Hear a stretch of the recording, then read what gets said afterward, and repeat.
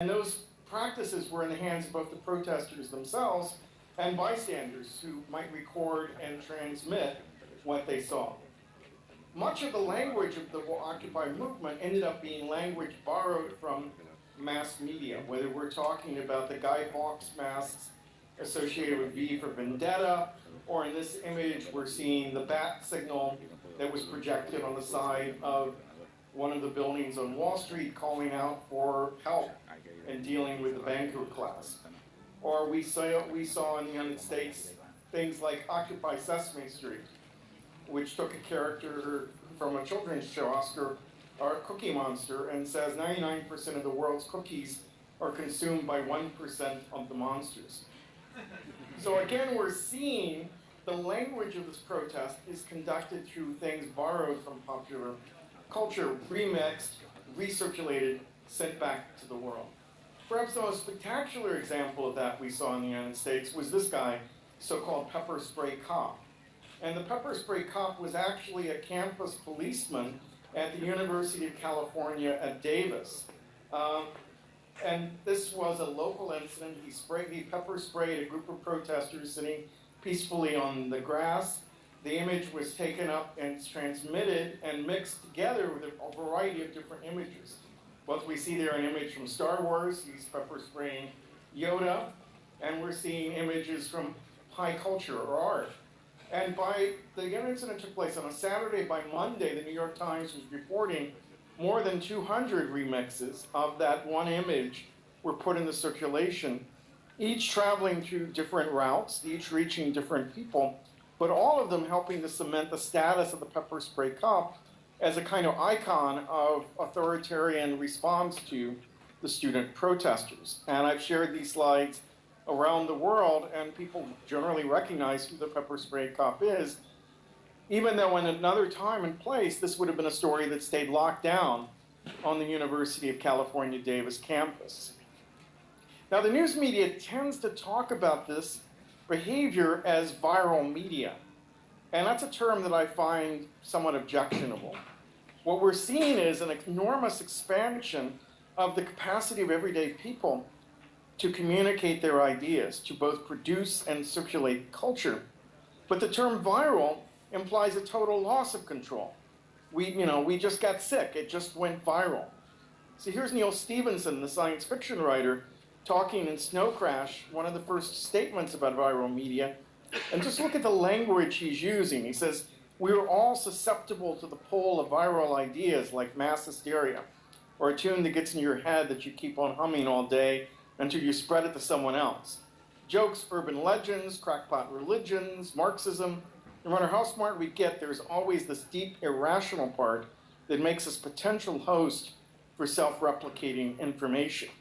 So you have there terms like susceptibility, hysteria, something that gets trapped in your head, irrationality, and we are a potential host for self-replicating information. All of those strip aside the agency, the capacity of people to think about their ability to change the world. And instead, what we argue in my book, Spreadable Media, is we need to think of this activity as something consciously being pursued by all kinds of people at all levels of our society with conscious ends. And so Occupy is very aware that they're creating images in street performance that are going to be transmitted, or that they're remixing images captured at a protest and putting it into a form, mixing it up with popular culture and putting it into a form that is going to be spread by all kinds of supporters all over the world. In our book, Spreadable Media, we make a distinction between circulation and distribution. So distribution is the system we've long lived under in the world of mass media. It's a system where most information travels top down, where corporate media entities or state media entities produce media and regulate how it flows through the society, whether it's choices of television executives or Hollywood producers or whatnot. Circulation, on the other hand, is this new emergent system that's partially still top-down. It's shaped by production decisions by major studios and networks, but it's also largely bottom-up. It's shaped by decisions we're making within our social networks about what content to circulate to whom, through which channels, with which messages, for which purposes. And so focusing on circulation at the current time helps us to understand this phenomenon of spreadable media that I'm talking about. So a spectacular example of circulation was this video, Cooney 2012, that was produced by Invisible Children, a San Diego-based activist group concerned about child soldiers in Africa. They had produced 12 previous films and sent them out through various video sharing social media platforms. Their best projection was this film would reach about 500,000 viewers over a 2-month period of time. Instead, this film reached more than 100 viewers in a week. It reached 70 million viewers in 4 days' time. So if you look at this chart, it's showing the most heavily circulated YouTube videos, and Sneezing Panda took 901 days to reach 70 million views. Charlie Bit My Finger took 402 days to reach 70 million views. The Susan Boyle video from Britain's Got Talent took 7 days. Cooney 2012 took 4 days. So to put that into perspective, the highest grossing movie in the United States that week was Hunger Games, which opened with about 15 million viewers. This highest grossing rated show on American television that week was Modern Family, which had about 10 million viewers. If you put those together, you get 25 million. You double it, you get 50 million. You triple it, you get 75 million. So it's almost 3 times the number of people watched a 30-minute documentary on Uganda on American YouTube that week as watched the highest grossing show on television and the highest grossing movie in the box office. So that tells us that there's a new kind of power in circulation, in shaping the flow of messages and going through grassroots channels. Now, take that down a few notches. Certainly the number of videos that have reached 100 million is very low. The number of videos that have reached 1 million is higher. The number of videos that have reached 100,000 is dramatically higher. And all of those are videos that reach audiences they would not have seen in an age where we were simply dominated by broadcast. This map shows where the tweets surrounding Cooney 2012 came from. And they show us that the center of gravity for the movement was not in New York or DC or LA, the traditional centers of political power and broadcast power in the United States, but from towns like Birmingham, Alabama, Noblesville, Indiana, Oklahoma City, Oklahoma, Pittsburgh, Pennsylvania, Dayton, Ohio. In other words, this suggests to us that a flow of media could begin at any place in the United States and reach every other point in the United States in a record speed and density under the right circumstances. And so what we have to understand is which messages are being picked up and traveled. The key thing to think about in Cooney 2012 was that it was not simply a choice of digital versus the streets. That Invisible Children had spent a decade building up a base of support in those cities and other cities across America, traveling on the ground, showing their films in real auditoriums, recruiting students at high schools, colleges, and churches, and getting them to the streets for protests like the images you see here. So the politics still takes place in the street, to pick up on a theme from your event, but it also takes place, it's also mirrored by circulation that's taking place online. This circulation is part of a larger set of practices the network I went from MacArthur is calling participatory politics, which they're defining as interactive, peer-based acts through which individuals and groups seek to exert both voice and influence on issues of public concern. Now note that nothing in that definition says digital only, and in fact what we're seeing is that things are taking place online and offline, in the streets and on the web. Now a team of social scientists, part of this larger network, headed by Kathy Cohen of University of Chicago and Joseph Kahn of Mills College, surveyed 2,920 American youth between the ages of 15 and 25 between February and June of 2011 to try to get a snapshot of what kinds of political behaviors they were involved with. These are some of the activities, and they followed up, and so these are some of the activities that we see them engage in. So this compares. The blue is a 2008 study. The red is the 2012 study that they conducted.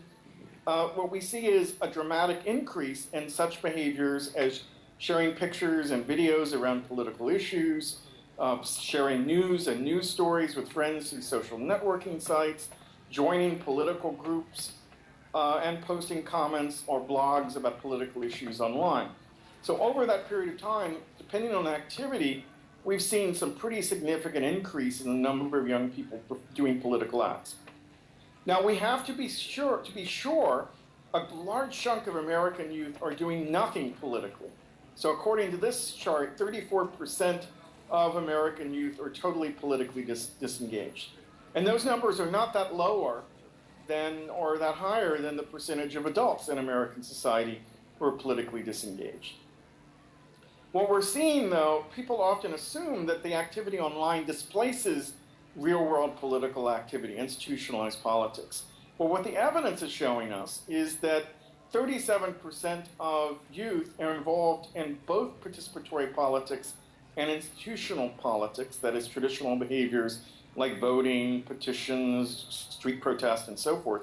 Only 4% only engage in online political activities, and some 25% only involved in traditional kinds of political activities. Another stereotype is this is involving only white, suburban, middle-class kids. And what you discover is if you look across the board, white kids, African-American kids, Asian-American kids, and Latino youth are all more or less equally involved in these kinds of online participatory politics. And these kinds of online politics turn out to be a good predictor of political behavior offline.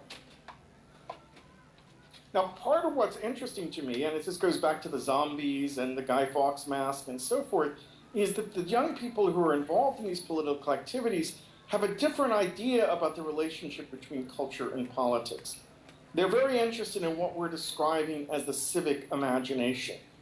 And the civic imagination is the idea that before we can change the world, we first have to imagine it's possible to change the world. That before we can change institutions, we need to imagine how those institutions might operate differently. And before we can do any of that, we have to imagine ourselves as political agents.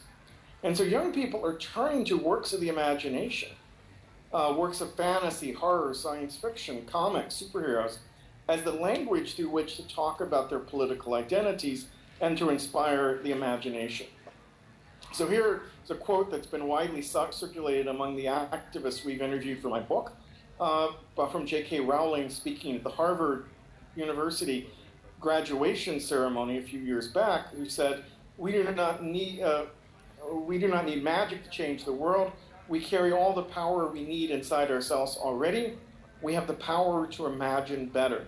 And J.K. Rowling, the author of the Harry Potter books, also a former activist from Amnesty International, is inciting this generation to imagine more creatively the change they want to become.